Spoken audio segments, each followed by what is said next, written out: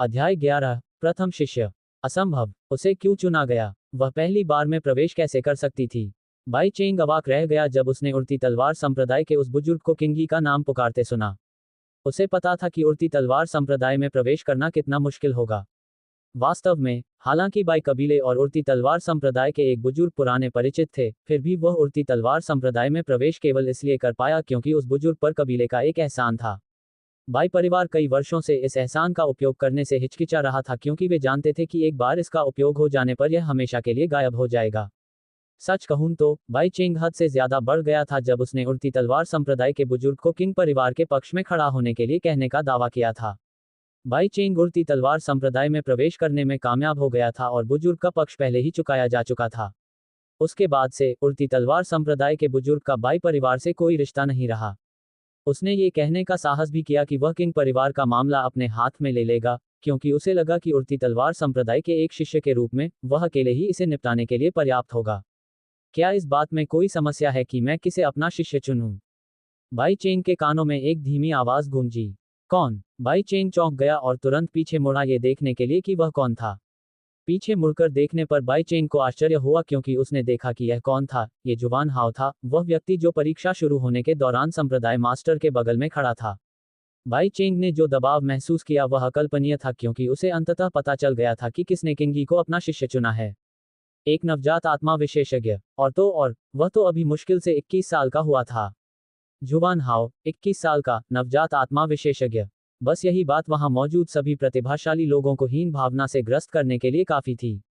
किंगी को भी अचानक खुशी का एहसास हुआ जब उसे पता चला कि उसे किसने शिष्य बनाया है।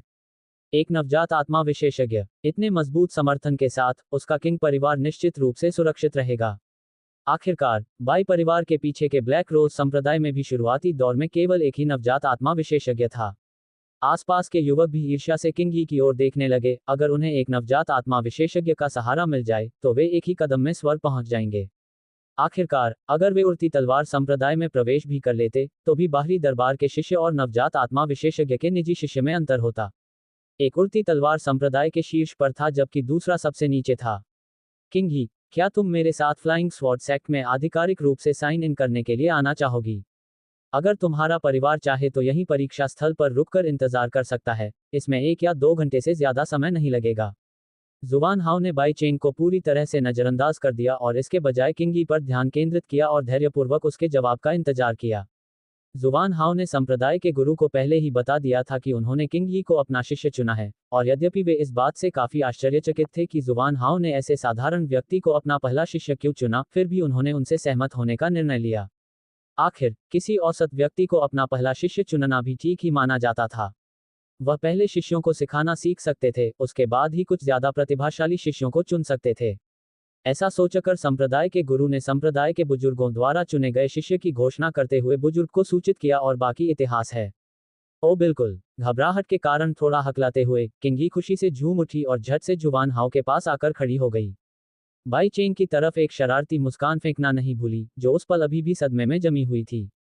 किंग चेनई और किंग परिवार के शिष्य बाई चेंग से बेहतर नहीं थे और वे ये देखकर अवाक रह गए कि कैसे किंगी ने फ्लाइंग स्वॉर्ड संप्रदाय में प्रवेश करने में कामयाबी हासिल की, यहां तक कि उसे नवजात आत्मा क्षेत्र में एक गुरु भी मिला।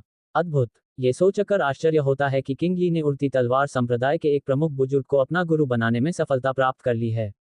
मुझे आश्चर्य है कि उसे शिष्य के रूप में क्यों लिया गया। वह हमसे ज्यादा प्रतिभाशाली नहीं है। चेन्नई की तो बात ही छोड़ दीजिए। हो सकता है कि बुजुर्ग कुछ ऐसा देख सके जो हम नहीं देख सके। आखिरकार वह एक नवजात आत्मा विशेषज्ञ है।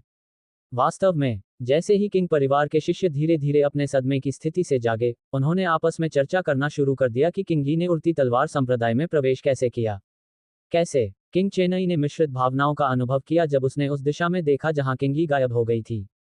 उसे साफ साफ लग रहा था कि वह किंगी से बेहतर है, जो कुल प्रधान की बेटी होने के बावजूद भी कमजोर थी। साधना हो या प्रतिभा, वह किंगी से बेहतर था। लेकिन अब क्या? उड़ती तलवार संप्रदाय के एक बुजुर्ग ने उसे उसके बजाय चुना था, और वह भी नवजात आत्मा क्षेत्र का एक मुख्य बुजुर्ग। हमारा किंग कबीला अंततः सुरक्षित है। किंग परिवार के शिष्यों की तुलना में, जो मिश्रित भावनाओं से भरे हुए थे, प्रथम एल्डर वास्तव में परिणाम से खुश थे, क्योंकि किंग परिवार को अब बाई परिवार और उनके पीछे ब्लैक रोज संप्रदाय के बारे में चिंता करने की जरूरत नहीं थी। एक नवजात आत्मा विशेषज्ञ द्वारा किंगी का समर्थन किए जाने के बाद क्या ब्लैक रोज संप्रदाय या बाई परिवार अपने किंग परिवार के साथ कुछ भी करने की हिम्मत कर पाएगा? सब लोग, जब तक किंगी वापस नहीं आ जाती, हम यहीं प्रतीक्षा करें। बड़े मुस्कुराते हुए किंग परिवार के प्रथम बुजुर्ग ने युवाओं से कहा और जल्दी से पास में एक बेंच ढूंढकर उस पर बैठ गए और आराम करने लगे। किंग परिवार के शिष्यों को तुरंत बैठने के लिए जगह मिल गई और वे भी शीघ्र ही बातचीत करने लगे। दूसरी ओर किंग चेन्नई ने बाई चेंग की ओर मुड़ने से पहले बस हवा में आंखें मूंद कर देखा, उसके होठों पर व्यंग्यात्मक भाव उभर आया। लगता है अब आपकी मदद की जरूरत नहीं है। बाई चेंग आखिरकार जुवान हाओ के आगमन से लगे सदमे से उबर पाया। मुड़कर उसने किंग चेन्नई के चेहरे पर ताना मारने वाली नजर देखी। खैर, कम से कम मैं उड़ती तलवार संप्रदाय में प्रवेश करने में कामयाब रहा। इन शब्दों के साथ बाई चेंग जल्दी से नामांकन करने के लिए उड़ती तलवार संप्रदाय के प्रवेश द्वार की ओर दौड़ा। किंग चेन्नई ने कुछ सेकंड तक उसे ठंडी निगाहों से देखा और फिर धीरे से आह भरी। अब वह बस किंग ही के अपने नए गुरु के साथ पंजीकरण पूरा करने और आधिकारिक तौर पर फ्लाइंग स्वॉर्ड संप्रदाय में प्रवेश करने का इंतजार कर सकता था। अध्याय 12, सच्ची तलवार की मंशा। जुवान हाओ के किंग ही के साथ चले जाने के बाद शिष्यों को स्वीकार करने की परीक्षा धीरे धीरे समाप्त हो गई। संप्रदाय के कुछ उच्च अधिकारियों ने 1000 लोगों की सूची में से शिष्यों का चयन करना शुरू किया। विनलू को 9वें चरण के चरम कोर फॉर्मेशन दायरे में एक आंतरिक बुजुर्ग के निजी शिष्य के रूप में स्वीकार कर लिया गया। जहां तक उड़ती तलवार संप्रदाय के संप्रदाय गुरु और अन्य नवजात आत्मा क्षेत्र विशेषज्ञों का सवाल है, उनमें से किसी ने भी परीक्षा में किसी शिष्य को स्वीकार नहीं किया। आखिरकार, किसी नवजात आत्मा क्षेत्र विशेषज्ञ के लिए किसी शिष्य को स्वीकार करना बहुत दुर्लभ था। जुवान हाओ के पास वापस लौटते हुए उन्होंने अभी अभी किंग ही को प्रबंधन मंडप में अपने शिष्य के रूप में पंजीकृत किया था और अब उसके साथ अपने मंडप के प्रवेश द्वार पर पहुंचे थे। किंग ही, मुझे यकीन है कि तुम जानना चाहती हो कि मैंने तुम्हें अपना शिष्य क्यों चुना। जुवान हाओ ने पीछे मुड़कर अपने पीछे आ रही घबराई हुई लड़की की ओर देखा और उसका सवाल सुनते ही वह सहम गई। हाँ, मुझे नहीं लगता कि मैं विशेष रूप से प्रतिभाशाली हूं या ऐसा कुछ भी। उसका जवाब सुनकर जुवान हाओ थोड़ा सा हंस पड़ा और रुक गया। आपको प्रतिभाशाली न कहना बहुत अन्याय होगा। आखिरकार, आप आज परीक्षा देने वाले अन्य लोगों की तुलना में कहीं अधिक प्रतिभाशाली हैं। हाँ, कैसे? जुवान हाओ की बात सुनकर अवाक रह गई किंगी ने सवालिया निगाहों से उसकी ओर देखा, जवाब की प्रतीक्षा में। आखिरकार, आज परीक्षा में सबसे प्रतिभाशाली होने की बात तो दूर, सिर्फ उसके किंग परिवार में ही उससे 10 से ज्यादा प्रतिभाशाली लोग थे। अब उसके नए गुरु ने कहा कि वह सबसे प्रतिभाशाली है। यहां तक कि क्यूई संघनन के 8वें चरण तक पहुंच चुका वेनलू भी उससे कमतर था। वास्तव में, यद्यपि आप अभी भी सुप्त अवस्था में हैं, फिर भी आपके पास दिव्य शरीर है। ये सुनकर किंगी का छोटा सा सिर घूम गया और वह बस हवा में देखती रही और यह समझने की कोशिश करती रही कि उसके नए मालिक ने अभी क्या कहा था। एक दिव्य काया, इसे स्वर्ग द्वारा स्वयं चुना हुआ माना जाता था। पूरे स्वर्गीय आकाश साम्राज्य में केवल 5 या उससे भी कम लोग ऐसे थे जिनका शरीर दिव्य था और वे सभी या तो युवा पीढ़ी के प्रतिभाशाली थे या पुरानी पीढ़ी के नवजात आत्मा के महाशक्ति। क्या इसका मतलब यह नहीं था कि वह भविष्य में संभवतः नवजात आत्मा क्षेत्र तक पहुंच जाएगी? आपकी दिव्य काया को उज्ज्वल सूर्य दिव्य काया कहा जाता है। अपनी दिव्य काया को जागृत करने का तरीका इन्फेनल हॉट ग्रास नामक एक विशेष आध्यात्मिक जड़ी बूटी का सेवन करना है। इन्फेनल हॉट ग्रास एक अनोखी और दुर्लभ आध्यात्मिक जड़ी बूटी है जो केवल विशेष वातावरण में ही उगती है, इसलिए आपके स्वामी को इसे प्राप्त करने में थोड़ा समय लगेगा। किंगी को इस बात से कोई फर्क नहीं पड़ा कि जुवान हाओ उसके दिव्य शरीर के बारे में बात करती रही और दोनों फिर से चलने लगे। मंडप के बैठक क्षेत्र में पहुंचकर ही वे रुके। मंडप का रहने का क्षेत्र कई स्तरों में विभाजित था। एक कमरा मंडप के स्वामी के लिए था, जहां जुवान हाओ स्वयं रहते थे। स्वामी के निजी शिष्यों के लिए कमरे थे और नौकरों के लिए कमरे थे जो समय समय पर मंडप की सफाई करते थे। अब से तुम यहीं रहोगे। एक कमरे के सामने रुककर जुवान हाओ ने अपने सामने वाले कमरे की ओर इशारा किया। अभी के लिए आप अपने परिवार के पास लौट सकते हैं और उनके साथ रहना शुरू कर सकते हैं। कल हम आधिकारिक तौर पर आपकी ट्रेनिंग शुरू करेंगे। एक आखिरी बात, मैं आपको सलाह दूंगा कि आप अपनी दिव्य काया के बारे में किसी से भी बात न करें, यहां तक कि अपने परिवार से भी नहीं। दिव्य काया के फायदे तो बहुत हैं, लेकिन हमेशा ऐसे लोग होते हैं जो ईर्ष्या करेंगे। हाँ गुरुजी, अपने नए शिष्य को चेतावनी देते हुए जुवान हाओ मन ही मन मुस्कुराया जब उसने उसकी छोटी सी आकृति को धीरे धीरे मंडप से बाहर निकलते और परीक्षा स्थल पर उसका इंतजार कर रहे अपने परिवार के पास वापस जाते देखा। लेकिन ये जगह सचमुच शांत है। शायद मुझे कोई नया शिष्य लाने से पहले कुछ नौकर रख लेने चाहिए। अपने मंडप पर नजर दौड़ाते हुए जुवान हाओ ने पाया कि वहां सिर्फ वही था। कोई नौकर नहीं, कोई शिष्य नहीं, सिर्फ वो। ये वातावरण उसके लिए ठीक था क्योंकि वह अपना समय चुपचाप अपने कमरे में साधना में बिताता था, लेकिन उसके नए शिष्य को निश्चित रूप से समय समय पर बात करने के लिए कुछ मित्रों की आवश्यकता होगी।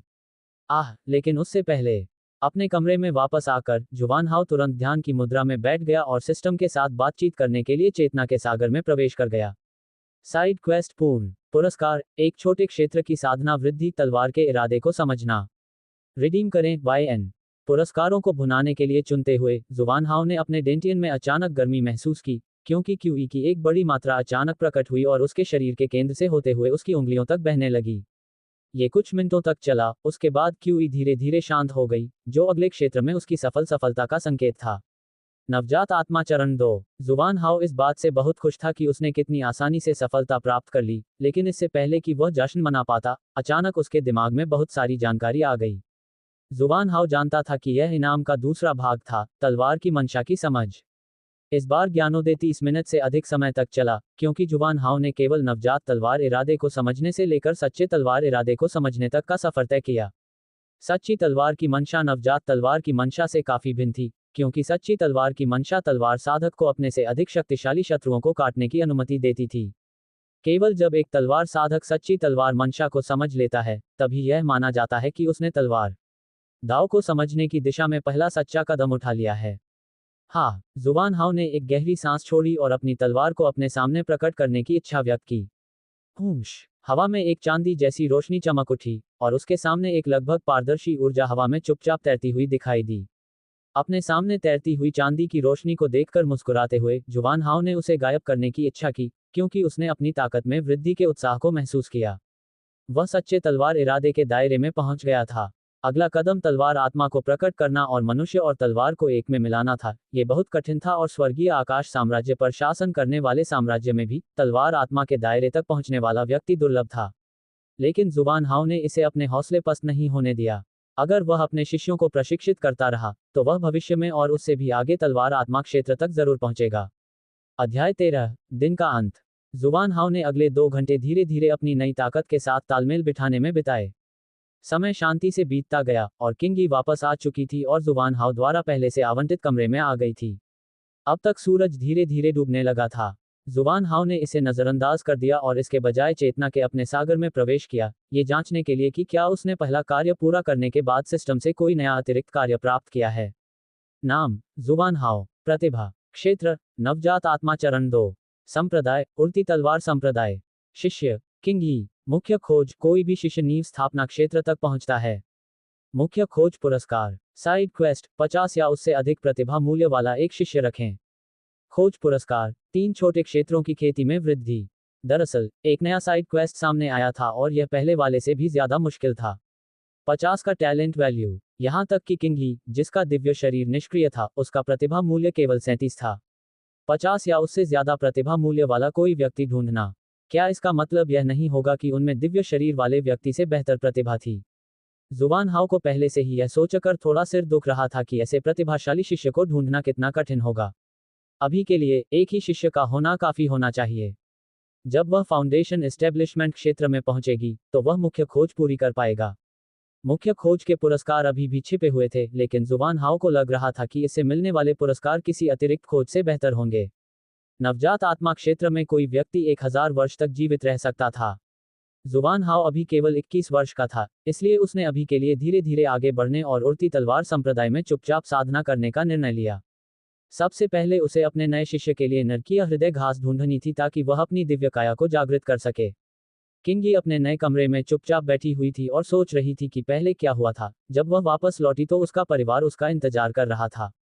पहली बात यह हुई कि किंग परिवार के प्रथम बुजुर्ग ने उत्साहपूर्वक उससे उसके नए गुरु के बारे में पूछा और पूछा कि क्या वह जानती है कि उन्होंने उसे अपने शिष्य के रूप में क्यों चुना है। किंगी ने बस इतना कहा कि उसे नहीं पता कि जुवान हाउ ने उसे अपनी शिष्या क्यों चुना है और उसने जल्दी से बात टाल दी। वह जानती थी कि उसका दिव्य शरीर पाना एक अद्भुत उपलब्धि थी और जब उसके गुरु ने उसे उसके दिव्य शरीर के बारे में बताया तो वह बेहद उत्साहित और खुश हुई। अगर उसके मालिक ने उसे चेतावनी न दी होती तो सबसे पहले उसने पहले बुजुर्ग को इसके बारे में बताया होता, लेकिन जैसा कि उसके मालिक ने कहा था, अगर आप पर्याप्त रूप से मजबूत नहीं हैं तो दिव्य शरीर पाना खतरनाक है। लोग आसानी से उस चीज से ईर्ष्या करने लगते हैं जो उनके पास नहीं हो सकती। किंग यी ने अपने नए स्वामी की बातों को दिल से लगा लिया और अपने दिव्य शरीर को अपने परिवार से तब तक छिपाने का फैसला किया जब तक कि वह खुद की रक्षा करने के लिए पर्याप्त मजबूत नहीं हो गई। उसे अभी भी सात भाग्य संप्रदाय के एक व्यक्ति के दिव्य शरीर की कहानी याद थी। जब वह अभी भी क्यूई संघनन क्षेत्र में था, तब उसे दिव्य भाग्य दिव्य शरीर का पता चला था। बाद में सात भाग्य संप्रदाय के सदस्य की 19 वर्ष की आयु में कोर फॉर्मेशन दायरे में पहुंचने के तुरंत बाद मृत्यु हो गई। कोई नहीं जानता था कि ऐसा क्यों हुआ और सात भाग्य संप्रदाय ने अपराधी का पता लगाने की कोशिश की, लेकिन कभी सफल नहीं हुए। सात भाग्य संप्रदाय स्वर्गीय आकाश साम्राज्य के पश्चिम का अधिपति। ये संप्रदाय उड़ती तलवार संप्रदाय से भी अधिक शक्तिशाली था, फिर भी दिव्य शरीर वाले की रक्षा करने में असफल रहा। किंग यी थोड़ा सिहर उठी जब उसने उस व्यक्ति के दुखद अंत के बारे में सोचा जिसके पास दिव्य भाग्य दिव्य शरीर था। उसके मालिक की दूरदर्शिता सचमुच बहुत अच्छी थी।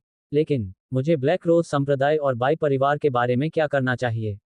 जब उसने अपने स्वामी के मंडप में वापस जाने से पहले पहले बुजुर्ग द्वारा कही गई बात के बारे में सोचा तो उसके चेहरे पर परेशानी का भाव उभर आया। अब से आधे साल बाद ब्राइट सन सिटी युवा पीढ़ी टूर्नामेंट एक बार फिर होगा। बाईफी, जिसे ब्लैक रोज संप्रदाय के एक बुजुर्ग ने स्वीकार कर लिया था, तब तक वापस आ जाएगा और उसका स्वामी भी उसके पीछे पीछे आ जाएगा। उस समय किंग परिवार बर्बाद हो जाएगा।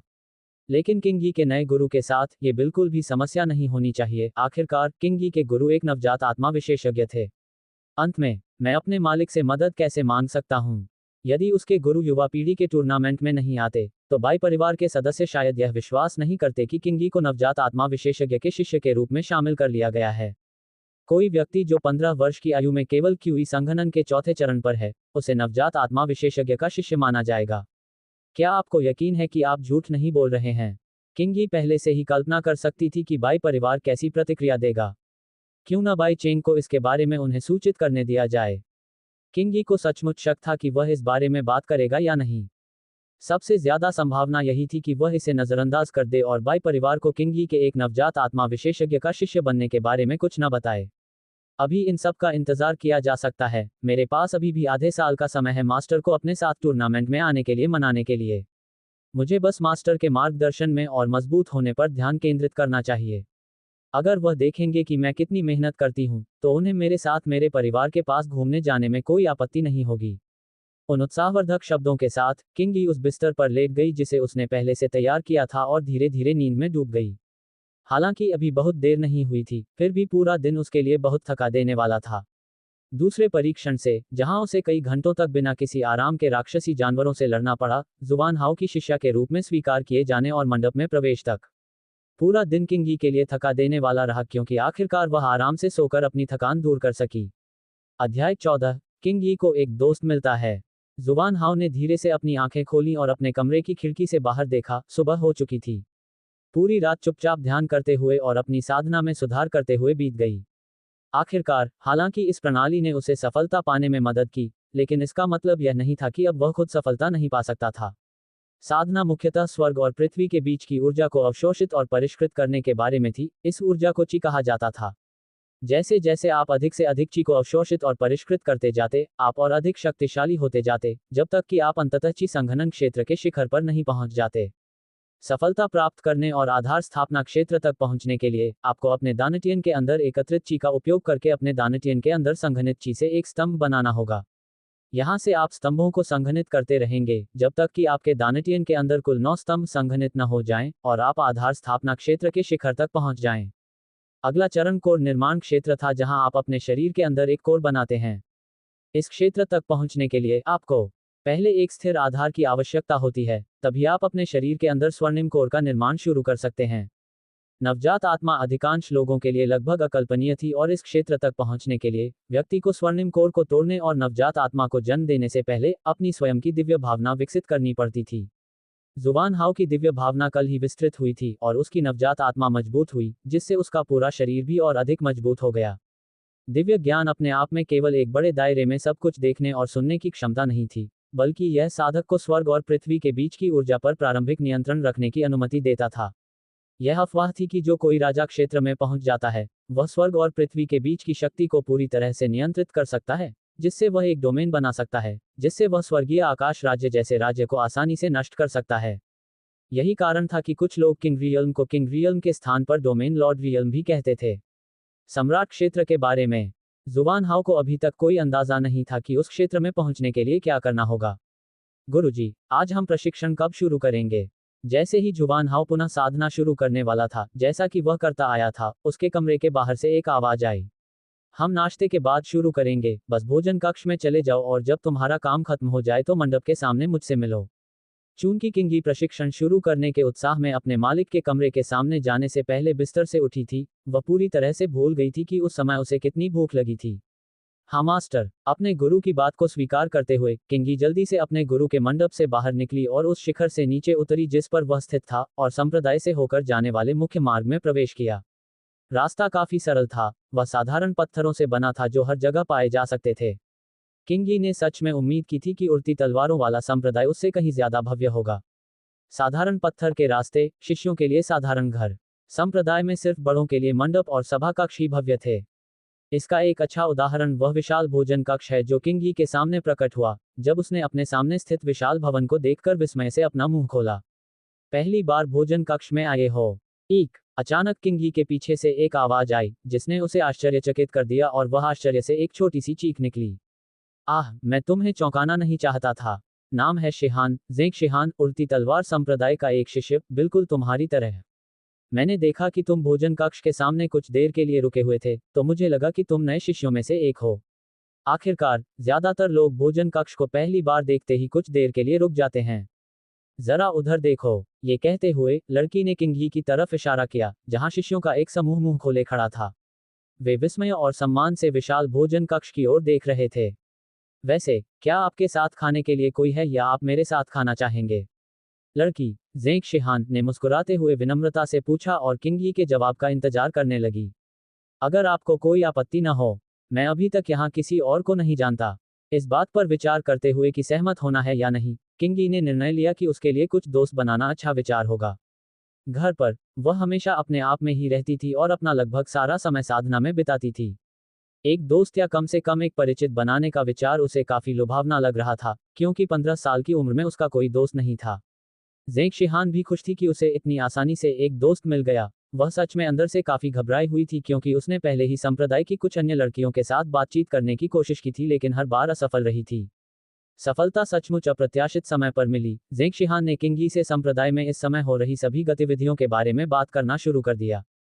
साथ ही किंगी को यह भी सिखाना नहीं भूला कि भोजन कक्ष में बैठे चिड़चिड़े बुजुर्गों से भोजन कैसे प्राप्त किया जाता है। भोजन कक्ष में उपस्थित बुजुर्ग लोग इस बात से खुश नहीं थे, क्योंकि वे शिष्यों को निगरानी के बाहर नहीं छोड़ सकते थे, क्योंकि उनमें से कुछ की उम्र केवल 12 वर्ष या उससे अधिक थी।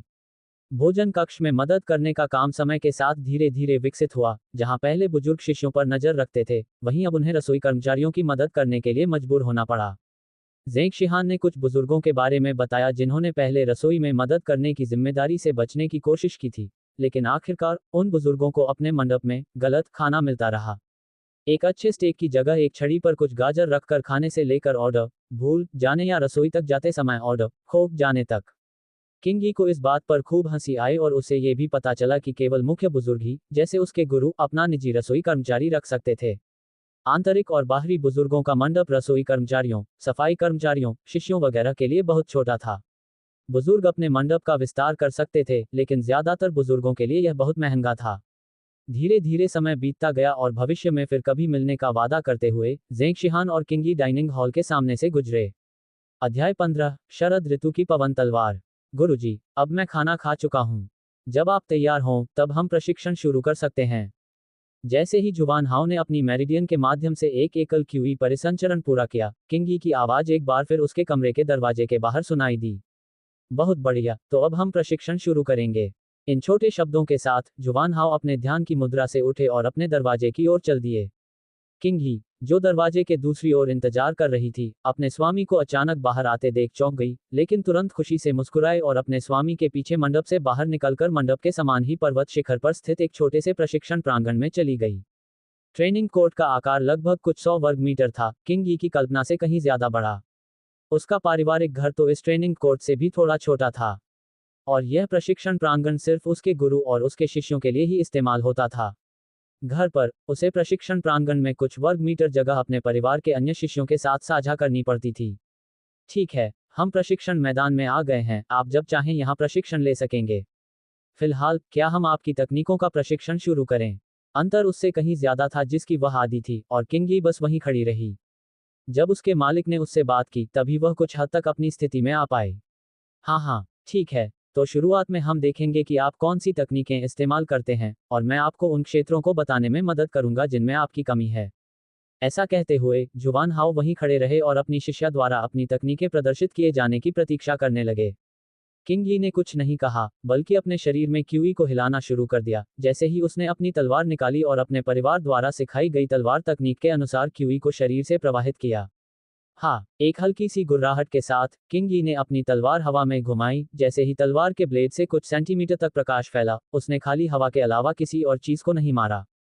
हम निम्न स्तरीय पृथ्वी रैंक की एक तलवार तकनीक, इसे क्या कहते हैं? जुबान हाउ ने किंग यी द्वारा की गई तलवार तकनीक को देखा और सहज ही जान लिया कि यह किस रैंक और स्तर की है, इसलिए उसने किंग यी से तलवार तकनीक का नाम पूछा। इसे शरद पवन तलवार कहा जाता है। मेरे पिताजी ने कोर फॉर्मेशन दायरे में पहुंचने के बाद इसका आविष्कार किया था। आपके पिताजी वास्तव में प्रभावशाली हैं जो उन्होंने ऐसा कुछ किया है। जुबान हाउ ने किंग यी से कहा, उसका भी यही मतलब था। कोर फॉर्मेशन दायरे और नवजात आत्मा दायरे में लोगों द्वारा एक पृथ्वी रैंक तकनीक का उपयोग किया जाता था। किसी ऐसे व्यक्ति के लिए जो अभी अभी कोर फॉर्मेशन दायरे में पहुंचा हो और जिसने एक पृथ्वी रैंक तकनीक बनाई हो। स्वर्गीय आकाश साम्राज्य में यह अत्यंत प्रतिभाशाली और अत्यंत दुर्लभ थी, भले ही ये केवल एक निम्न स्तरीय पृथ्वी रैंक तकनीक ही क्यों न हो।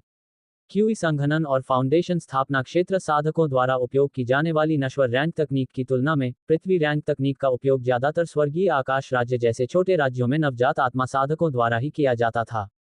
एक कोर फॉर्मेशन दायरे के साधक द्वारा पृथ्वी रैंक तकनीक का उपयोग करना, जबकि बाकी साधक अभी भी नश्वर रैंक तकनीकों का उपयोग करने में फंसे हुए थे।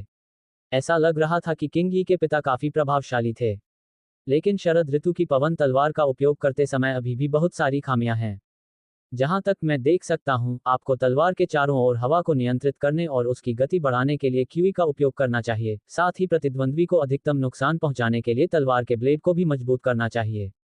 हाँ, मेरे पिताजी भी यही कहते थे, लेकिन जब भी मैं इसका इस्तेमाल करता था, मुझे हमेशा ऐसा लगता था कि इसमें कुछ कमी है। हाँ, सच में, भले ही तुम्हारे पिता ने तुम्हें रास्ता दिखाने की पूरी कोशिश की हो, फिर भी यह एक अर्थ रैंक तकनीक है। कोर फॉर्मेशन दायरे तक पहुंचने से पहले तुम इसकी पूरी ताकत का इस्तेमाल नहीं कर पाओगे। जुबान हाउ ने किंग यी से कहते हुए धीरे से हंसी। अभी के लिए, तलवार की धार और गति दोनों को मजबूत करने पर ध्यान केंद्रित करने के बजाय, दोनों में से किसी एक पहलू पर ध्यान केंद्रित करने का प्रयास करें। आइए तलवार की धार को मजबूत करने से शुरुआत करें, क्योंकि तलवार के चारों ओर हवा को नियंत्रित करने की तुलना में ऐसा करना आसान होना चाहिए। जुबान हाउ ने मुस्कुराते हुए अपनी शिष्या को सिखाया कि उसके पिता द्वारा दी गई शरदकालीन पवन तलवार का उपयोग कैसे किया जाए। ये तकनीक जुबान हाउ के लिए अपेक्षाकृत सरल थी, तलवार की गति बढ़ाने के लिए हवा का उपयोग करना, और साथ ही तलवार की शक्ति को मजबूत करने के लिए क्यूई का उपयोग करना। कुछ उच्च स्तरीय पृथ्वी रैंक तकनीकों की तुलना में, जो साधक को विनाशकारी हमला करने के लिए स्वर्ग और पृथ्वी के बीच ऊर्जा को नियंत्रित करने के लिए अपनी दिव्य इंद्रिय का उपयोग करने की अनुमति देती थी। इसका एक अच्छा उदाहरण नवजात आत्मा साधकों द्वारा अपेक्षाकृत कमजोर साधकों से निपटने के लिए इस्तेमाल की जाने वाली एक सामान्य तकनीक है, जिसे ईश्वर की हथेली कहा जाता है। यह मूलतः स्वर्ग और पृथ्वी से ऊर्जा का एक विशाल संग्रह था, जो एक विशाल हथेली के रूप में निर्मित होता था, जिसका उपयोग नवजात आत्मा क्षेत्र से नीचे के साधकों को आसानी से कुचलने के लिए किया जा सकता था। यह सुविधाजनक भी था क्योंकि गॉड्स पाम का उपयोगकर्ता यह नियंत्रित कर सकता था कि इस तकनीक से क्या प्रभावित होगा और क्या नहीं। इसका मतलब है कि विशाल ताड़ का पेड़ पूरे शहर को दबा सकता था, लेकिन उसे कोई नुकसान नहीं पहुंचाता था और केवल लक्षित लक्ष्य को ही मारता था। किंग यी ने जुबान हाउ की बात सुनी और अपने गुरु की बताई हुई तकनीक के अनुसार तुरंत अभ्यास करना शुरू कर दिया तथा तलवार की धार को मजबूत करने के लिए केवल अपनी क्यूई का उपयोग करने पर ध्यान केंद्रित किया। हाँ, किंग यी खाली हवा में झूलती रही और आधा घंटा जल्दी ही बीत गया, क्योंकि समय बीतने के साथ उसने धीरे धीरे तलवार के अंदर क्यूई पर अपना नियंत्रण बढ़ता हुआ महसूस किया। बहुत बढ़िया, अब इस पर हमला करने की कोशिश करो। जैसे ही किंग यी को अपनी तलवार कौशल पर भरोसा होने लगा, जुबान हाउ ने उसे बीच में रोक दिया। जहां उसका मालिक इशारा कर रहा था, वहां एक प्रशिक्षण डमी प्रकट हुई। प्रशिक्षण डमी साधारण लग रही थी, लेकिन किंग यी ने इसे कम आंकने की हिम्मत नहीं की और अपनी पूरी ताकत से उस पर हमला किया। शरद पवन तलवार को निष्पादित करते हुए केवल ताकत के पहलू पर ध्यान केंद्रित किया जैसा कि उसके गुरु ने उसे बताया था। स्वूश, तलवार हवा में उड़ गई और शीघ्र ही प्रशिक्षण डमी से टकरा गई। उद्धरण चिन्ह। कुछ नहीं हुआ, केवल प्रशिक्षण डमी पर एक छोटी सी खरोंच रह गई, जिससे किंग यी अवाक रह गई। अब तक अच्छी प्रगति हुई है। अब से मैं चाहता हूं कि आप शरद ऋतु की पवन तलवार के सुदृढ़ीकरण पहलू का प्रशिक्षण जारी रखें। जब आप प्रशिक्षण डमी में कम से कम 2 सेंटीमीटर की कटौती कर पाएंगे, तब हम शरद ऋतु की पवन तलवार के गति पहलू के प्रशिक्षण पर आगे बढ़ेंगे। साधना अभी प्रतीक्षा करेगी, क्योंकि इससे पहले अपनी सुप्त दिव्य काया को जागृत करना सबसे अच्छा होगा, जुवान हाव ने कहा और वह मुड़कर प्रशिक्षण कोर्ट से बाहर चला गया। समय समय पर विराम लेना याद रखें और जब आप सफल हो जाएं या अपनी तलवार की धार को और अधिक मजबूत करने के संबंध में कोई प्रश्न हो तो मेरे कमरे में आएं। अपने गुरु को प्रशिक्षण प्रांगण से गायब होते देख किंगी ने अपना ध्यान पुनः प्रशिक्षण डमी पर केंद्रित कर लिया तथा अपना पूरा ध्यान अपने गुरु के कहे अनुसार कार्य करने में लगा दिया। हाँ, अपनी तलवार को प्रशिक्षण डमी की ओर घुमाते हुए किंगी ने शरदकालीन पवन तलवार का अभ्यास शुरू कर दिया। उसे उम्मीद थी कि वह भी अपने पिता जितनी कुशल बन पाएगी जब उन्होंने इसका इस्तेमाल किया था। अध्याय 16 ज्ञानोदय का शिवालय। क्विंगी को प्रशिक्षण प्रांगण में अकेले प्रशिक्षण के लिए छोड़ने के बाद जुवान हाव पर्वत शिखर से नीचे उतरा, जहां उसका मंडप स्थित था और पत्थर की पक्की सड़क पर चलते हुए वह 30 मीटर ऊंचे शिवालय के सामने खड़ा हो गया। ये फ्लाइंग स्वॉर्ड संप्रदाय के तकनीक पैगोडा में से एक था, जिसे लाइब्रेरी पैगोडा के रूप में भी जाना जाता था। वे फ्लाइंग स्वॉर्ड संप्रदाय के आसपास कई स्थानों पर स्थित थे, ताकि शिष्यों को एक को खोजने में बहुत अधिक समय खर्च न करना पड़े या ऐसी स्थिति में न भागना पड़े जहां लाइब्रेरी पैगोडा बहुत भीड़भाड़ वाला हो। जुवान हाव के सामने वाले में अधिकतर विभिन्न साधना मंत्र थे, जिनका उपयोग स्वर्ग और पृथ्वी के बीच क्यूई को एकत्रित करने के लिए किया जाता था, ताकि सफलता प्राप्त की जा सके और आपकी साधना का आधार बढ़ाया जा सके। जब जुवान हाव पहली बार इस दुनिया में आए, तो उन्हें ये देखकर आश्चर्य हुआ कि यहाँ कितने सारे साधना मंत्र हैं और उनमें से कुछ कितने अनोखे हैं। उस समय उन्होंने सोचा था कि प्रति संप्रदाय कुछ दर्जन मंत्र सामान्य रहे होंगे। एक साधना मंत्र के लिए साधक को केवल अग्निची साधना और अग्निची तकनीकों का अभ्यास करना आवश्यक था, जबकि दूसरे के लिए साधक को केवल सोते समय ही साधना करने की अनुमति थी। हालांकि इनमें से अधिकांश साधना विधियों का उपयोग नहीं किया जाता था क्योंकि उनमें बहुत कठोर आवश्यकताएं थीं या वे अप्रभावी थीं। अकेले उड़ती तलवार संप्रदाय में ही 10,000 से अधिक विभिन्न साधना मंत्र संग्रहित थे, जिनमें से कुछ तो स्वर्ग स्तर तक भी पहुंच गए थे। उड़ती तलवार संप्रदाय ने अपनी मुख्य साधना पद्धति के रूप में जिस साधना पद्धति का उपयोग किया, वह एक शीर्ष स्तरीय पृथ्वी रैंक साधना मंत्र था जिसे उड़ती तलवार मंत्र कहा जाता था।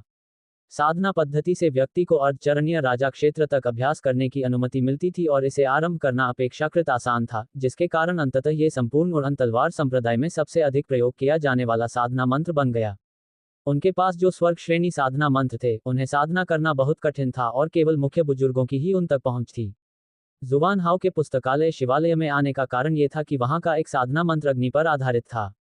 स्वर्ग श्रेणी का साधना मंत्र अग्नि क्यूई पर केंद्रित था और निश्चित रूप से उनके उस शिष्य के लिए उपयुक्त था जिसका शरीर उज्ज्वल सूर्य जैसा दिव्य था। एल्डर जुवान, आपके ज्ञानोदय शिवालय आने का क्या कारण हो सकता है? पगोडा के सामने खड़े एक बुजुर्ग ने जुवान हाव को आते देखा और तुरंत उसे बुलाया। आह, मैं तो बस अपने नए शिष्य के लिए साधना मंत्र ढूंढने आया हूँ। आज आप यहाँ क्यों आए हैं, एल्डर मेंग? क्या आपने भी कोई शिष्य लिया है? जुवान हाव उस बुजुर्ग को पगोडा के सामने देखकर थोड़ा उलझन में पड़ गया क्योंकि वह ज्यादातर अपना समय अपने मंडप में साधना करते हुए ही बिताते थे। उनके यहाँ आने का एक और कारण यह था कि उन्होंने हाल ही में हुई परीक्षा के बाद किसी शिष्य को अपने यहाँ लिया था और उसके लिए साधना मंत्र ढूंढने आए थे, ठीक वैसे ही जैसे जुवान हाव स्वयं यहाँ आए थे। नहीं, मैं नए बाहरी प्रांगण के शिष्य को साधना मंत्र चुनने में मदद करने का प्रभारी हूँ, इसलिए ज्ञानोदय का शिवालय पहली और दूसरी मंजिल पर काफी भीड़भाड़ वाला हो सकता है।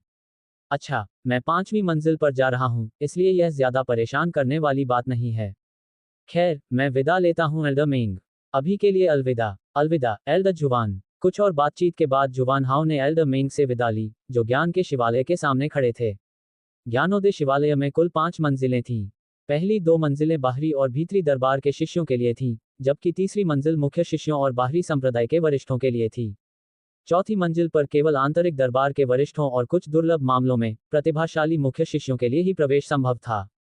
ऐसे प्रतिभाशाली मुख्य शिष्यों का एक उदाहरण फ्लाइंग स्वॉर्ड संप्रदाय की युवा पीढ़ी के वर्तमान नेता लिंग सोंग हैं। 5वीं मंजिल तक केवल उड़ती तलवार संप्रदाय के नवजात आत्मा विशेषज्ञ ही पहुंच सकते थे। आखिरकार 5वीं मंजिल ही वह जगह थी जहां उन्होंने अपने सभी स्वर्ग श्रेणी साधना मंत्र संग्रहित किए थे।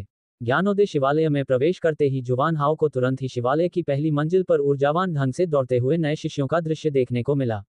जुवान हाव ने ज्यादातर इसे नजरअंदाज किया और शिवालय की दूसरी मंजिल पर चले गए। यहाँ शिष्यों की उपस्थिति बहुत कम थी क्योंकि साधना मंत्रों को समझना कठिन था और ज्यादातर ने पहली मंजिल पर उड़ती तलवार के मंत्र का ही प्रयोग करना चुना। उड़ती तलवार मंत्र उन्हें आधे कदम के राजा दायरे तक पहुंचने में मदद कर सकता था और पगोडा की दूसरी मंजिल पर कुछ यादृच्छिक पृथ्वी रैंक साधना मंत्र की तुलना में इसे शुरू करना आसान था। हालांकि यही कारण था कि बहुत कम लोग दूसरी मंजिल पर गए, फिर भी कुछ लोग इस उम्मीद में आए कि उन्हें कोई ऐसा साधना मंत्र मिल जाएगा जो उनके लिए बिल्कुल उपयुक्त हो, जिससे वे साधना में आसानी से आगे बढ़ सकें। आखिरकार, भले ही उड़ती तलवार मंत्र के साथ शुरुआत करना आसान था, लेकिन आगे बढ़ने पर यह अधिक कठिन होता गया और उड़ती तलवार मंत्र का उपयोग करके नवजात आत्मा क्षेत्र तक पहुंचना सामान्य निम्न गुणवत्ता वाले पृथ्वी रैंक साधना मंत्र का उपयोग करने से कहीं अधिक कठिन था। क्या तुमने देखा वह कौन था? कोई तीसरी मंजिल पर गया था। हो सकता है कि यह कोई बाहरी संप्रदाय का बुजुर्ग हो। इसमें उत्साहित होने जैसी कोई बात नहीं है, लेकिन वह हमसे थोड़ा ही बड़ा लग रहा था। सचमुच? तब तो यह कोई अफवाह वाला मुख्य शिष्य ही होगा। अद्भुत! मैंने सुना है कि तीसरी मंजिल पर कई शीर्ष स्तरीय पृथ्वी रैंक साधना मंत्र हैं। यदि मैं उनमें से केवल एक पवन क्यूई से संबंधित अभ्यास कर सकूं, तो मुझे कोर फॉर्मेशन दायरे तक पहुंचने में बहुत आसानी होगी। तुम सपना देखते हो। हम बाहरी कोर्ट के शिष्य हैं, आंतरिक कोर्ट के शिष्य भी तीसरी मंजिल में प्रवेश नहीं कर सकते, हमारी तो बात ही छोड़ो। जुवान हाउ ने बातचीत कर रहे शिष्य की उपेक्षा करते हुए चुपचाप ज्ञानोदय शिवालय की तीसरी मंजिल की ओर अपना रास्ता बना लिया।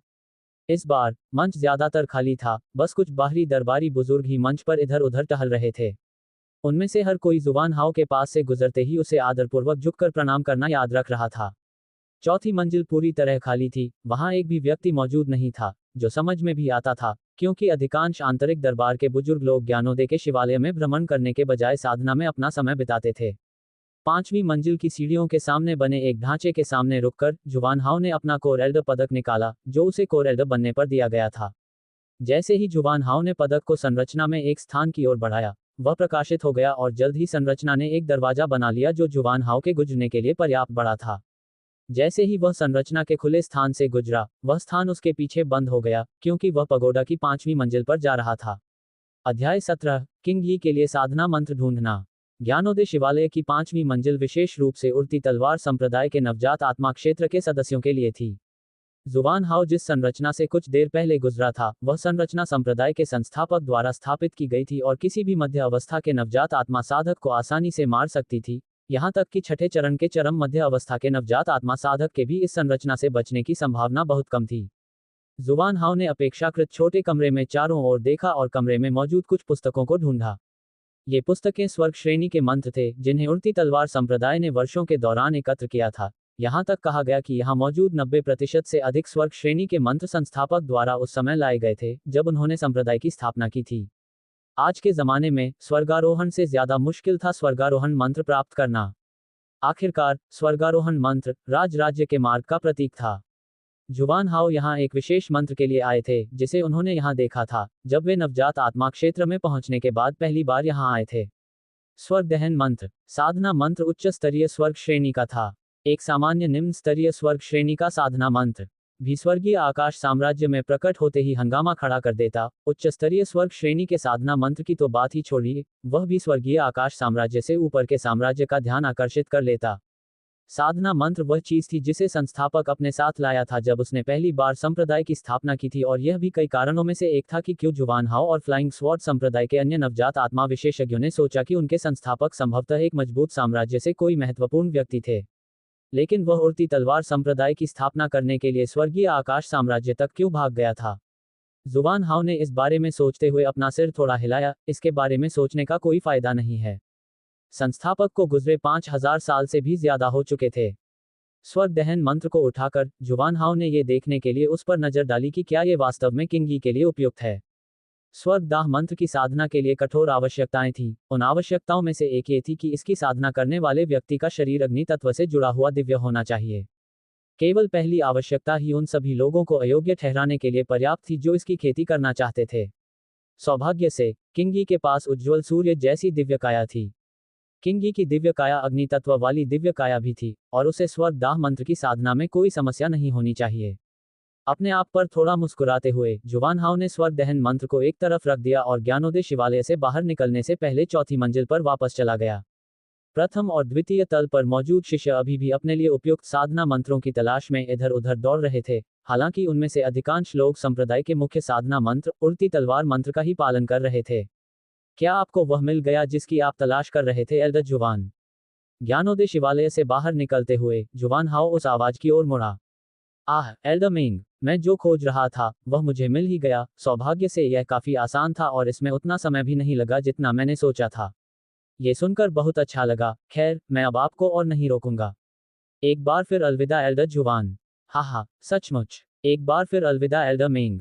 एक बार फिर एल्डर मेंग के साथ त्वरित विदाई का आदान प्रदान करते हुए जुवान हाउ संप्रदाय के बाहरी इलाके की ओर बढ़ गया। वह जिस स्थान की ओर जा रहा था वह संप्रदाय के सेवकों का आवास था। उड़ती तलवार संप्रदाय का सेवक क्वार्टर किसी भी तरह से कोई छोटी जगह नहीं थी, लेकिन चूंकि यह वास्तव में संप्रदाय का हिस्सा नहीं था, इसलिए यह संप्रदाय के बाहरी इलाके में स्थित था। नौकरों के क्वार्टरों के नौकरों को ज्यादातर छोटी उम्र से ही प्रशिक्षित किया जाता था और बाद में जरूरत पड़ने पर उन्हें उड़ती तलवार संप्रदाय द्वारा नियुक्त किया जाता था। किसी सेवक को किसी शिष्य या बुजुर्ग द्वारा नियुक्त किए जाने पर ही उसे आधिकारिक तौर पर उड़ती तलवार संप्रदाय का सदस्य माना जाता था। नौकरों के क्वार्टर की मुख्य इमारत के सामने खड़े होकर जुवान हाओ इमारत के अंदर केंद्र में स्थित फ्रंट डेस्क की ओर बढ़े। नमस्ते, मैं आपको कैसे मदद कर सकता हूँ? एक युवती ने मुस्कुराते हुए जुवान हाओ से पूछा, क्योंकि उस समय नौकरों के क्वार्टर में केवल वही मौजूद था। जिस डेस्क पर युवती बैठी थी उसके सामने रुककर जुवान हाओ ने अपना मुख्य बुजुर्ग पदक निकाला और उसे युवती को दिखाया, जो तुरंत सीधी खड़ी हो गई और जुवान हाओ की ओर सम्मान से देखने लगी। ए बड़े जुवान, हाँ मैं आपकी क्या मदद कर सकती हूँ? घबराहट के कारण अपने शब्दों को थोड़ा हकलाते हुए युवती धैर्यपूर्वक उनके उत्तर की प्रतीक्षा करने लगी। मुझे अपने नए शिष्य के लिए एक नौकरानी की जरूरत है। लगभग 15 साल की उम्र की लड़की ज्यादा बेहतर रहेगी। ऐसा कहते हुए जुवान हाओ ने देखा कि युवती ने घबराहट में अपना सिर हिलाया और फिर इमारत से बाहर निकलकर उस कमरे में चली गई जहां नौकर रहते थे और प्रशिक्षण देते थे। युवती को इतनी तेजी से भागते देख मुस्कुराते हुए जुवान हाओ ने कमरे के किनारे एक बेंच पर बैठकर उस युवती के लौटने का इंतजार किया। इस बीच युवती सीधे नौकर क्वार्टर के प्रमुख के पास दौड़ी और उसे बताया कि एल्डर जुवान अपने नए शिष्य के लिए एक नौकर मांगने आए हैं। इसके बाद नौकरों के क्वार्टर में तूफान आ गया क्योंकि हर कोई जुवान हाओ के नए शिष्य का नौकर बनना चाहता था। करीब आधा घंटा बीत जाने के बाद युवती वापस लौटी और जुवान हाओ से कहा कि नौकर को 1 या 2 दिन में उसके मंडप में भेज दिया जाएगा। जुवान हाओ को इससे कोई आपत्ति नहीं थी, क्योंकि सामान्यतः नौकरों के क्वार्टरों में ये तय करने में कुछ दिन लग जाते थे कि कौन सबसे उपयुक्त होगा और कौन जाएगा।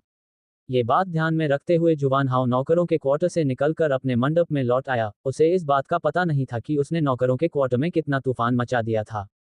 अध्याय 18 जीरो।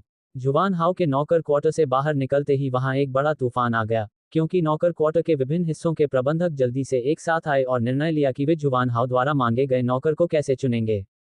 कुछ ही मिनट बीते थे कि नौकरों के क्वार्टरों से सभी उच्च अधिकारी प्रबंध भवन में एकत्र हो गए। मैंने पहले ही 15 वर्ष की आयु के उन युवा सेवकों की फाइलें देख ली हैं, जिन्होंने इतना अच्छा प्रदर्शन किया है कि उन्हें एल्डर जुवान के प्रथम शिष्य के सेवक के रूप में चुना जा सके। एक मध्यम आयु वर्ग के व्यक्ति ने मेज के चारों ओर बैठे अन्य लोगों को देखते हुए कहा, अभी के लिए हम तय कर लें कि इनमें से एक को कैसे चुना जाए। ये कहते हुए उस अधेड़ उम्र के व्यक्ति ने कुछ कागज सबके सामने रख दिए और उन्होंने जल्दी जल्दी उनमें से हर एक को पढ़ लिया। मुझे लगता है कि हमें युवाओं को आपस में प्रतिस्पर्धा करने देना चाहिए कि कौन सबसे अच्छा है। इस तरह कोई भी हमारे द्वारा किसी के प्रति अनुचित या पक्षपातपूर्ण व्यवहार करने की शिकायत नहीं करेगा। मुझे लगता है कि मैनेजर हो का विचार उचित है। मैं इसके लिए वोट करता हूँ। मुझे भी इसमें शामिल कर लो। मैं भी। अब ये काम पूरा हो गया है, तो चलिए अभी शुरू करते हैं। हम इसे जितनी जल्दी पूरा कर लेंगे उतना ही बेहतर होगा। युवा लड़कियों को सर्वश्रेष्ठ चुनने के लिए एक दूसरे के साथ प्रतिस्पर्धा करने पर सहमत होने के बाद प्रबंधकों ने तुरंत वहां से निकलकर युवा लड़कियों के लिए प्रतियोगिता का आयोजन किया, ताकि पता लगाया जा सके कि एल्डर जुवान के पहले शिष्य का सेवक कौन बनेगा। टूर्नामेंट और उसके कारण के बारे में खबर जल्द ही नौकरों के क्वार्टर में फैल गई। प्रबंधकों द्वारा आयोजित टूर्नामेंट के बारे में समाचार सुनकर लगभग 15 वर्ष की आयु की नौकरानियां बहुत उत्साहित थीं, जबकि छोटी लड़कियां इस बात पर दुखी थीं कि उनका जन्म कुछ वर्ष पहले क्यों नहीं हो सका। चाहे जो भी हो, नौकरों के क्वार्टर में तूफान आ गया था, क्योंकि सभी लड़कियां जो प्रतिस्पर्धा कर सकती थीं, प्रतिस्पर्धा करने के लिए तैयार थीं। आखिर यह एल्डर जुवान का पहला शिष्य था, जो एक नवजात आत्मा विशेषज्ञ था। उसके शिष्य का सेवक होना भी एक प्रतिष्ठित कार्य होता और एक ही कदम में स्वर्ग पहुंचने जैसा होता। दूसरा कारण ये था कि नौकरानियों ने एक युवा बुजुर्ग की कहानियां सुनी थीं, जिन्होंने कई वर्षों की सेवा के बाद अपनी नौकरानी से विवाह कर लिया था और वे दोनों खुशी खुशी साथ रहने लगे थे। चाहे इसका कारण कुछ भी रहा हो, सभी नौकर जो टूर्नामेंट के लिए नामांकन के मानदंडों पर खरे उतरे, उन्होंने नामांकन कराया। जीरुओ भी टूर्नामेंट के लिए नामांकन कराने वाले अन्य अधिकांश सेवकों की तरह ही थी, केवल इतना अंतर था कि अन्य सेवकों की तुलना में नामांकन कराने का उसका कारण थोड़ा अलग था। वजह ये थी कि जीरुओ पहले भी एक बार जुवान हाओ से मिल चुका था। उसने उसे तब बचाया था जब वह लगभग 10 साल की थी। उस समय वह एक अनाथ थी। जब वह हमेशा की तरह सड़क पर भीख मांग रही थी, तो कुछ लोगों ने उस पर हमला कर दिया था और तब जुवान हाओ उसकी मदद के लिए आया था। बाद में, उसने उसे उड़ती तलवार संप्रदाय के नौकरों के कमरे में प्रवेश करने में भी मदद की। जीरुओ तब से ही कड़ी मेहनत कर रही थी, इस उम्मीद में कि भविष्य में कभी न कभी वह अपने उद्धारकर्ता की मदद कर पाएगी। अब आखिरकार उसे ऐसा करने का मौका मिल ही गया। टूर्नामेंट के लिए नामांकन पूरा करने के बाद, जीरुओ जल्दी से अपने कमरे में वापस चली गई और अभ्यास करना शुरू कर दिया। सेवकों के क्वार्टरों में आयोजित होने वाला टूर्नामेंट उड़ती तलवार संप्रदाय द्वारा आयोजित टूर्नामेंटों जैसा बिल्कुल नहीं था। उड़ती तलवार संप्रदाय आखिरकार साधकों का संप्रदाय था, इसलिए उनके टूर्नामेंटों में लड़ाई झगड़े और इसी तरह की अन्य चीजें शामिल होती थीं।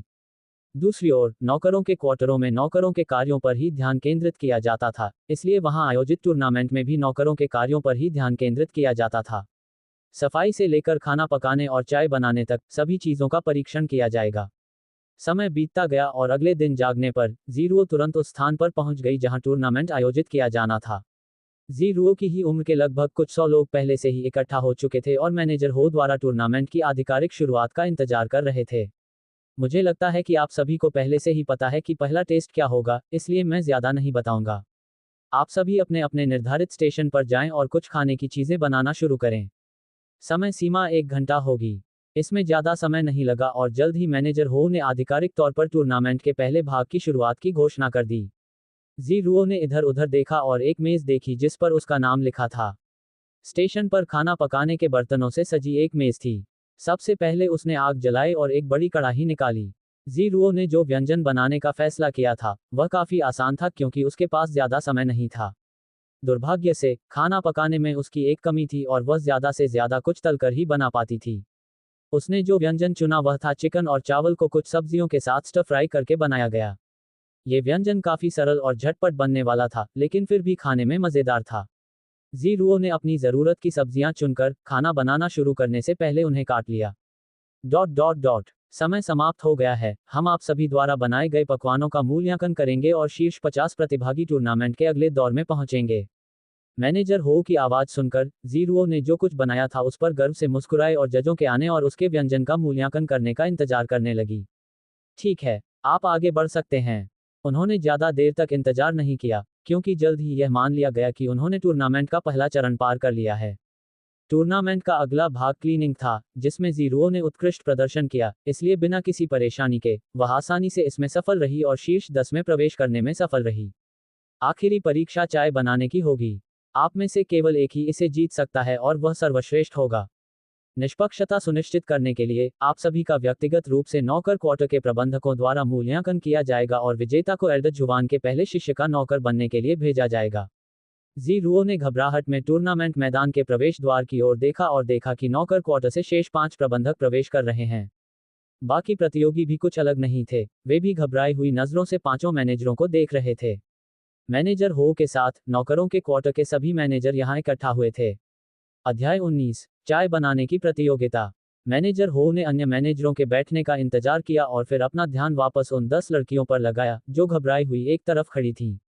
आप सभी चाय बनाने की प्रतियोगिता में भाग लेंगे। इस श्रेणी में आप चाय बनाने और परोसने के कौशल में प्रतिस्पर्धा करेंगे। आपको चाय बनाने के कौशल का प्रदर्शन करते हुए प्रत्येक निर्णायक मंडल के सामने कुल 2 पेय पदार्थ प्रस्तुत करने होंगे। पहला पेय हमारे द्वारा चुनी गई सामान्य हरी चाय होगी, जबकि दूसरा पेय हमारे द्वारा उपलब्ध कराए गए चाय के नमूनों में से आपके द्वारा चुनी गई किसी भी चाय से तैयार किया गया पेय होगा। अपना भाषण समाप्त करते हुए सभी 10 लड़कियां घबराहट से उनके लिए तैयार किए गए 10 अलग अलग स्टेशनों पर रखे चाय के नमूनों को देखती हैं। वहां सभी प्रकार की चाय के नमूने मौजूद थे और इसका उपयोग विभिन्न प्रकार की चाय बनाने के लिए किया जा सकता था। चाय में चीनी, दूध वगैरह जैसे पदार्थों का इस्तेमाल वर्जित है और चाय के नमूनों को मिलाना भी वर्जित है। माना जाता है कि चाय का पानी के संपर्क में आते ही चाय बनाना शुरू हो जाता है। आप जब चाहें तब शुरू कर सकते हैं। एक अधेड़ उम्र की महिला, जो अभी अभी आई मैनेजरों में से एक थी, लड़कियों के चाय बनाना शुरू करने से ठीक पहले बोली। जीरुओ ने जो कुछ कहा गया था उसे ध्यान से सुना और वह जल्दी से अपने स्टेशन की ओर चल पड़ी। कैमेलिया के पत्ते अच्छी स्थिति में थे और पहले से ही तैयार थे, इसलिए ज़ीरुओ ने तुरंत काम शुरू करने का निर्णय लिया और उसने एक केतली ली और उसे गर्म करने से पहले उसमें पानी भर दिया। जब पानी उबलने लगा तो उसने उसे लगभग 2 मिनट तक ठंडा होने दिया। केतली को सावधानी से उठाने से पहले उसने चायदानी में गर्म पानी भरकर उसे एक तरफ रख दिया। कैमेलिया की पत्तियां उठाकर ज़ीरुओ ने पानी में एक छोटा चम्मच ढीली पत्तियां डालीं। चाय की पत्तियों को 3 मिनट और भीगने दिया, फिर कप पर छलनी रखकर उसमें चाय डाल दी ताकि चाय में एक भी पत्ती न रह जाए। अपनी ग्रीन टी खत्म होने के बाद ज़ीरुओ ने दूसरी लड़कियों की तरफ देखा और पाया कि उनमें से ज्यादातर ने अभी तक चाय बनाना खत्म नहीं किया था। इसलिए ज़ीरुओ ने थोड़ा आराम किया और वहां मौजूद अन्य चाय के नमूनों पर एक नज़र डालने का फैसला किया और तय किया कि वह अपने दूसरे पे के लिए क्या बना सकती है, जबकि वह जजों के आने का इंतजार कर रही थी। प्रस्तुत सभी नमूनों को देखकर ज़ीरुओ ने फैसला किया कि वह अपने दूसरे पे के लिए काली चाय बनाएगी। काली चाय ज़ीरुओ पहले भी कई बार बना चुकी थी और उससे अच्छी तरह वाकिफ थी, इसलिए उसे यकीन था कि वह इसे अच्छी तरह बना पाएगी। आह ज़ीरुओ, क्या तुम तैयार हो कि हम तुम्हारी चाय पिएं? उसके बगल से एक आवाज़ सुनाई दी। जब उसने मुड़कर देखा तो नौकरों के क्वार्टर के मैनेजर, या इस मामले में जज, उसके स्टेशन के ठीक सामने खड़े थे। हाँ बिल्कुल, ज़ीरुओ ने जवाब दिया और धीरे से प्रत्येक जज को चखने के लिए एक कप दिया। सुगंध बहुत बढ़िया है, स्वाद भी अच्छा है, बात का स्वाद भी बिल्कुल सही है। कुल मिलाकर मुझे लगता है कि आपने ग्रीन टी ज़ेड के साथ बहुत अच्छा काम किया है। उसकी चाय की तारीफ करते हुए सभी जज उसकी चाय का मूल्यांकन करते हुए खुशी से मुस्कुराए। तुम चाय बनाने में वाकई बहुत अच्छी हो ज़ीरुओ। अब हम दूसरे प्रतियोगियों के पास जाकर उनकी चाय चखेंगे, तो तुम अभी से दूसरी चाय बनाना शुरू कर सकती हो। मैं इसका बेसब्री से इंतजार कर रहा हूँ ज़ीरुओ। मैनेजर हो ने ज़ीरुओ की तरफ मुस्कुराते हुए कहा, जाहिर है उसे उसकी बनाई चाय बहुत पसंद आई। हाँ सर, अपने शब्दों को थोड़ा उलझाते हुए ज़ीरुओ ने उत्साह से काली चाय बनाने के लिए आवश्यक चीजें चुनी और उस पर काम भी शुरू कर दिया। जब तक जज एक बार फिर उसकी काली चाय चखने के लिए उसके स्टेशन पर पहुंचे, तब तक 7 लोगों को अयोग्य घोषित कर दिया गया था। केवल ज़ीरुओ और 2 अन्य लड़कियां ही बची थीं। जजों के लिए काली चाय परोसते हुए ज़ीरुओ ने घबराहट से उनकी ओर देखा, क्योंकि वे सभी ध्यानपूर्वक उसकी चाय का स्वाद चख रहे थे और उसका मूल्यांकन कर रहे थे। तुमने फिर से अच्छा किया ज़ीरुओ, अंतिम निर्णय पर पहुंचने से पहले हम अन्य चाय भी चखेंगे। निर्णायकों में से एक वृद्ध व्यक्ति ने कहा, जब समूह अगले प्रतियोगी के स्टेशन की ओर बढ़ रहा था। ज़ीरुओ बहुत घबराई हुई थी और वह उत्सुकता से जजों और अन्य प्रतिभागियों को देख रही थी, उम्मीद कर रही थी कि उसने उनसे बेहतर प्रदर्शन किया होगा। समय बीतता गया और जज तीनों लड़कियों की चाय चखने के बाद आपस में चर्चा करने चले गए। आपस में चर्चा करने के लिए निकले हुए उन्हें 1 घंटे ही हुआ था कि वे सभी वापस लौट आए। आपस में विचार विमर्श के बाद हम इस नतीजे पर पहुंचे हैं कि चाय बनाने की प्रतियोगिता की विजेता ज़ीरुओ ही होंगी, क्योंकि उन्होंने जो ग्रीन टी बनाई उससे हमारी उम्मीदों से कहीं बेहतर प्रदर्शन किया। ग्रीन टी की तुलना में ब्लैक टी में कुछ कमी जरूर थी, लेकिन कुल मिलाकर आपने जितनी भी चाय खुद बनाई उनमें से ये सबसे अच्छी थी। ज़ीरुओ ने खुशी की लहर महसूस की और वह कान से कान तक मुस्कुराने लगी, जबकि अन्य 2 प्रतियोगियों ने उदास स्वर में कहा, ज़ीरुओ, अगर तुम मेरे पीछे आओ और एल्डर जुवान के पहले शिष्य के सेवक के रूप में नियुक्त हो जाओ, तो कृपया। मैनेजर हो ने गर्व से ज़ीरुओ को देखा और यह कहा। उन्होंने सोचा था कि यह उन अन्य लड़कियों में से एक होगी जो शुरुआत में जीतने में कामयाब रही, लेकिन ज़ीरुओ ने दिखाया कि वह भी उतनी ही प्रतिभाशाली थी, यदि उससे भी अधिक नहीं। नौकरों के क्वार्टरों के लिए अपने काम में माहिर किसी व्यक्ति का होना गर्व की बात है। प्रबंधकों को खुद पता था कि उड़ती तलवार संप्रदाय उन्हें हर बार पुरस्कृत करता है जब उनका भेजा गया कोई नौकर अच्छा काम करता है। इसका एक उदाहरण हाल ही में सेवक क्वार्टर के एक प्रमुख सेवक का है जो अंततः मुख्य बुजुर्गों में से एक का सेवक बन गया। उसने साधना में प्रतिभा दिखाई और अंततः मुख्य बुजुर्ग का निजी शिष्य बन गया। संबंधित मुख्य बुजुर्ग ने नौकरों के क्वार्टरों में बड़ी मात्रा में संसाधन भेजे, जिससे उन्हें और अधिक विस्तार करने में मदद मिली। आज तक नौकरों के क्वार्टर बहुत पहले ही उत्तरी क्षेत्र से आगे तक फैल चुके थे, जिस पर फ्लाइंग स्वॉर्ड संप्रदाय का नियंत्रण था। ज़ीरुओ को नहीं पता था कि मैनेजर हो क्या सोच रहा था और वह बस उसके पीछे पंजीकरण भवन तक चली गई, खुशी से भरी हुई कि आखिरकार वह उस समय जुवानहा द्वारा की गई मदद का बदला चुकाने में सक्षम थी। अध्याय 20 उग्रज्वाला संप्रदाय। नौकर क्वार्टर प्रतियोगिता से एक दिन पहले जुवानहाओ अपने चरम पर लौट आया और उसने किंगी का हालचाल पूछा, तथा शरद पवन तलवार के बारे में उसके सवालों के जवाब देना नहीं भूला। मास्टर, क्या मैं आज रात बाहर जा सकती हूँ? मैं एक दोस्त से मिलकर कुछ खाने का प्लान कर रही हूँ। किंगी ने अपनी तलवार नीचे करते हुए जुवानहाओ से पूछा। उसने ज़ेंगशिहान से दोबारा मिलने की योजना पहले ही बना ली थी। जरूर, मुझे ये पूछने की जरूरत नहीं है कि आप अपने खाली समय में क्या करते हैं। जुवानहाओ को भी इससे कोई परेशानी नहीं हुई और वह जल्द ही प्रशिक्षण कोर्ट से बाहर निकलकर अपने कमरे में वापस आ गया। अपने कमरे के अंदर जुवान हाउ ने जल्दी से अपने बिस्तर के पास एक शेल्फ पर रखी कुछ पुस्तकों को देखा। वह जिस पुस्तक की तलाश कर रहा था वह जड़ी बूटियों से संबंधित थी। उसने निर्णय लिया था कि वह निकलेगा और नरकीय हृदय घास को ढूंढेगा ताकि किंगी अपनी दिव्य काया को जागृत कर सके। इसके बिना किंगी अपनी असली क्षमता को कभी उजागर नहीं कर पाती। जितनी देर वह इन्फेनल हॉट ग्रास को ढूंढने में लगा था, किंगी को फाउंडेशन एस्टेब्लिशमेंट दायरे में पहुंचने में उतना ही ज्यादा समय लगता। इससे अंततः उसे सिस्टम के मुख्य मिशन को पूरा करने में और भी ज्यादा देरी हो जाती। जुवान हाउ को पहले से ही पता था कि नरकीय हृदय घास कहाँ उगेगी। बस एक ही बुरी बात थी कि वह स्वर्गीय आकाश साम्राज्य के दक्षिणी क्षेत्र में स्थित थी। उग्रज्वाला संप्रदाय का क्षेत्र। उड़ती तलवार संप्रदाय और उग्रज्वाला संप्रदाय का इतिहास बहुत पुराना है और वे हमेशा एक दूसरे के विरोधी रहे हैं, लेकिन वास्तव में उनके दुश्मन बनने का कारण 500 वर्ष पहले घटित हुई एक घटना थी। उस समय उड़ती तलवार संप्रदाय अब की तुलना में कमजोर था और नवजात आत्मा क्षेत्र में केवल 3 विशेषज्ञ थे, जबकि उग्रज्वाला संप्रदाय में कुल 7 नवजात आत्मा विशेषज्ञ थे। उस समय रेजिंग फ्लेम संप्रदाय को पता चला था कि फ्लाइंग स्वॉर्ड संप्रदाय ने उनके क्षेत्र की सीमा पर एक स्पिरिट स्टोन खदान का पता लगाया था और स्पिरिट स्टोन खदान को नष्ट करने से पहले वहां मौजूद सभी फ्लाइंग स्वॉर्ड संप्रदाय के अनुयायियों को क्रूरतापूर्वक मार डाला था। इससे उस समय पूरे स्वर्गीय आकाश साम्राज्य में आक्रोश फैल गया था, लेकिन अंत में उग्रज्वाला संप्रदाय उस समय उड़ती तलवार संप्रदाय से अधिक शक्तिशाली था और आज तक आत्मा पत्थर की खदान पर कब्जा बनाए रखने में कामयाब रहा। अब उड़ती तलवार संप्रदाय में 5 नवजात आत्मा विशेषज्ञ थे, जबकि उग्रज्वाला संप्रदाय में 8 थे। यद्यपि उग्रज्वाला संप्रदाय अभी भी अधिक शक्तिशाली था, फिर भी अंतर काफी कम हो गया था और उड़ती तलवार संप्रदाय ने आत्मा पत्थर की खदान को वापस मांगना शुरू कर दिया था, जबकि उग्रज्वाला संप्रदाय ने इनकार करना जारी रखा। इसके परिणामस्वरूप समय के साथ उनके सीमावर्ती क्षेत्रों में तनाव बढ़ता गया, क्योंकि उड़ती तलवार संप्रदाय और उग्रज्वाला संप्रदाय के अनुयायियों के बीच अधिक से अधिक झड़पें होने लगीं।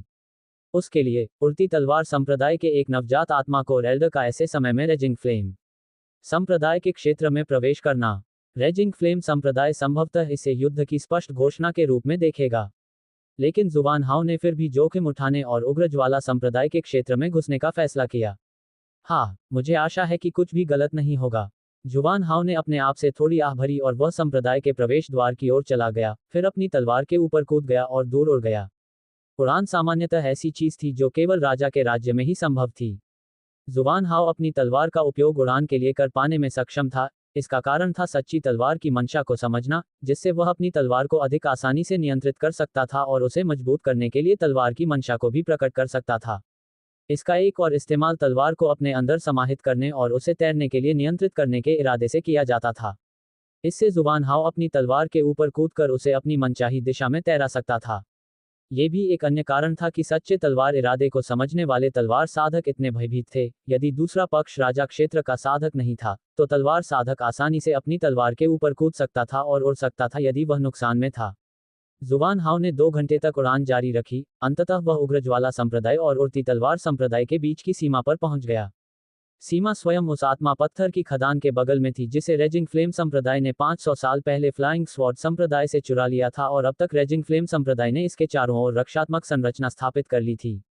जुवान हाउ को गुस्सा आया जब उसने नीचे देखा कि आत्मा के पत्थरों को धीरे धीरे खदान से बाहर निकाला जा रहा है और गाड़ियों में भरकर उग्रज्वाला संप्रदाय को वापस भेजा जा रहा है। अभी इसके बारे में कुछ नहीं करना है।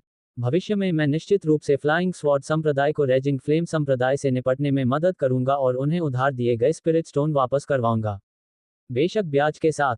हल्के से हंसते हुए जुवान हाउ ने एक दुष्ट मुस्कान बिखेरी, इससे पहले कि वह उग्रज्वाला संप्रदाय के क्षेत्र में गहराई में गायब हो जाता।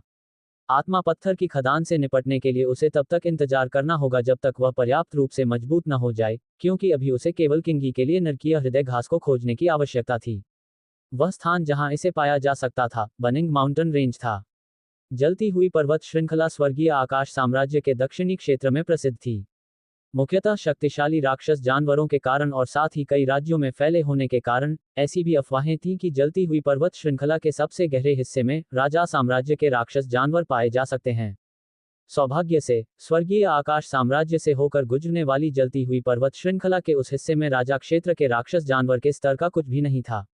वहां पाया जाने वाला सबसे शक्तिशाली राक्षस जानवर नवजात आत्मा क्षेत्र में था, इसलिए हालांकि वह उतना खतरनाक नहीं था, फिर भी जुवान हाउ को अंदर जाते समय सावधान रहना पड़ा।